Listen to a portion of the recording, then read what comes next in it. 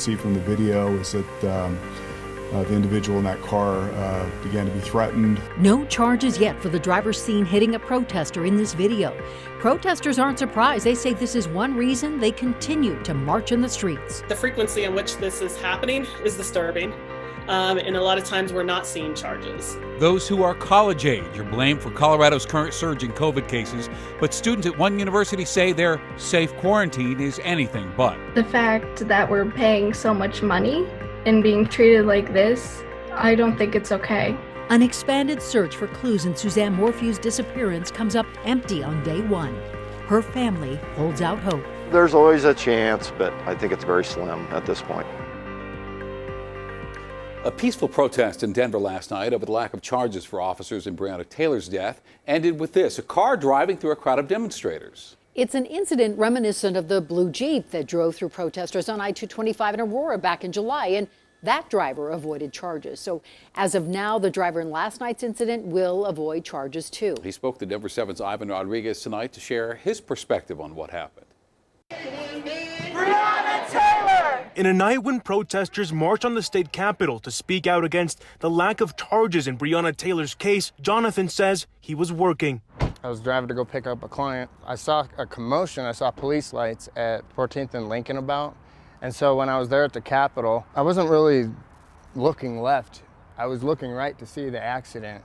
And by the time I kind of turned around, I started just getting surrounded by people. When people started surrounding his car, yelling, kicking, and even using a hammer on his windshield, he knew he had to get out of there. At that moment, I didn't know if somebody was getting in my car. I didn't know what the sounds, it was just chaos. Denver police says Jonathan drove through an area where there was no roadblock. They also saw the incident through their Halo cameras before they detained him. What we can see from the video is that the individual in that car began to be threatened. I think that the vehicle was being kicked, and then that individual eventually kind of worked their way out of that situation. For April Alexander, an associate professor with the University of Denver, the frequency in which this is happening is disturbing. Jonathan had other options. It shouldn't be a free-for-all. There were other cars trying to drive that day, and they stopped. There are people with signs. There are people honking in support.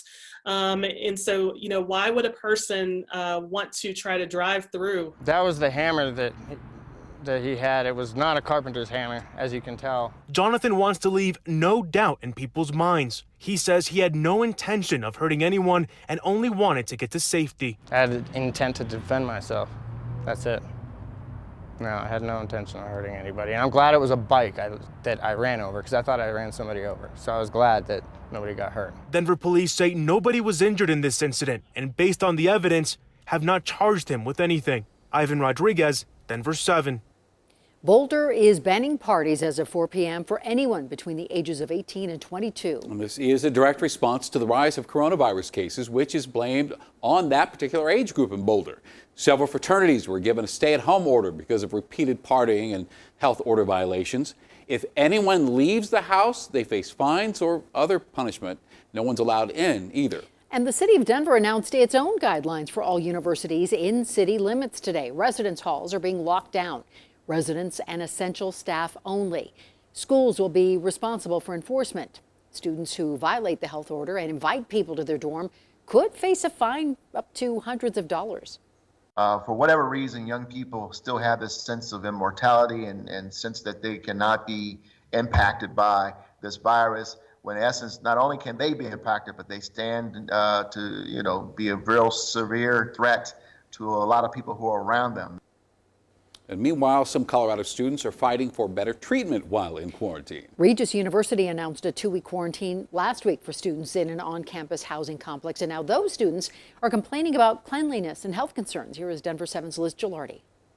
It's just your standard college dorm room. This is the room where Caitlin McFarlane is living in isolation on the campus of Regis University. The fact that we're paying so much money and being treated like this, I don't think it's okay. Caitlin was on campus at Residence Village when the university announced 2-week quarantine for students living there.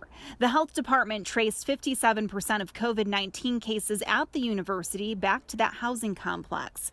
But Caitlin says her test was negative. It's a little bit of a difficult situation because I keep questioning why I'm in isolation because I tested negative and a lot of other people have tested negative and they've been thrown in isolation as well, along with people that have been tested positive. Caitlin says she's concerned about living on the same floor with people who have tested positive, especially since they're using a community bathroom. Another student shared photos of trash piling up in the hallway. Others complained about the food and said bathroom sinks are the only source of water. I signed the petition right away. A Change.org petition demanding better conditions has more than 1,000 signatures. Amelia Royer lives in the residence hall where students are being isolated, but she's on a different floor. But I think it's like a really complicated situation. Like, I don't think it's unique just to Regis. A spokesperson for Regis said in a statement, "We strive to make the current isolation and quarantine living situations as comfortable as possible and promise to address any outstanding issues." I'm hopeful that they will be. They will be understanding and they will start to listen. I'm concerned but hopeful. Liz Gilardi, Denver7. And in a statement tonight, Regis said its policies are in line with city guidelines. They do keep students who are negative but exposed to the virus in the same dorm as people who are positive for the virus, which they say is to limit asymptomatic spread. The university has reported no new positive cases since Monday. Now, statewide, we reported 548 new cases of coronavirus today, and you can see from our case curve how significantly our numbers have gone up over the past week and a half. The state also reported the first COVID case in Kiowa County. 258 hospital beds are being used by virus patients, and that's actually one fewer than yesterday and well below total capacity. The family members who have now waited 4.5 months for answers to the disappearance of Suzanne Morphe did not turn up anything on day one of a planned 6-day search. Denver7's Lance Hernandez joins us near that search site tonight at 6. Lance? Well, the volunteers have come from all across the country, more than 24 of them from the state of Indiana. That's where Suzanne Morphe grew up. They combed through remote areas of Chaffee County today. One group focusing on an area near Puma Path, which is where Morphe lived with her husband and 2 daughters. Now, part of that area had already been searched before, but Morphe's brother, Andrew Mormon, says he wants to rule it out, just for peace of mind. Work does the heart good, and this is work. So in a way, I feel like I'm moving forward and not sitting still. So I'm happy for that. Now, among the volunteers were 2 retired police officers from Denver. They said that they didn't always have time to go out and search when they were working full time. Now they have a little more time, so they're happy to go out there and do that. They said they just want to help Andrew and the people of Chaffee County help get resolution to this case. Lance Hernandez, Denver7. Lance, thank you. A new set of oil and gas rules could keep our air cleaner. Oil and gas operators will now be required to report their carbon dioxide and nitrous oxide emissions under the guidelines passed by the state yesterday. Companies will also be forced to monitor emissions during pre-production, which includes the drilling phase. The changes could cut nitrous oxide emissions by more than 2,000 tons each year. Both of Colorado senators insisted today there will be a peaceful transition of power no matter who wins the election November 3rd. The President Trump, said today he isn't sure if this election can be honest because of mail-in ballots. And yesterday, he said this when asked if he will respect the election results. Well, we're going to have to see what happens. You know that I've been complaining very strongly about the ballots, and the ballots are a disaster. Now, that answer didn't fly with a lot of people, Democrats and Republicans. Colorado Republican Senator Cory Gardner called the peaceful transition of power a hallmark of our democracy. Senate Majority Leader Mitch McConnell insisted the winner of the election would be inaugurated January 20th. And while Democrat Michael Bennet agreed on the importance of a clear winner in the 2020 campaign, he said the president's words, though, should be taken seriously. I think he's capable of doing anything. We've never seen a president, a Republican or a Democrat, ever say what he said yesterday about not surrendering the office if they lost the election. White House Press Secretary Kayleigh McEnany said today that despite public comments to the contrary, the president will accept the results of a free and fair election.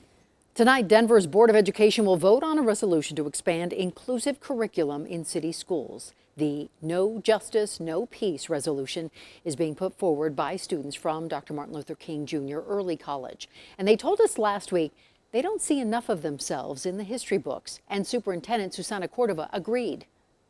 I believe deeply that our students need to be able to see themselves in the curriculum.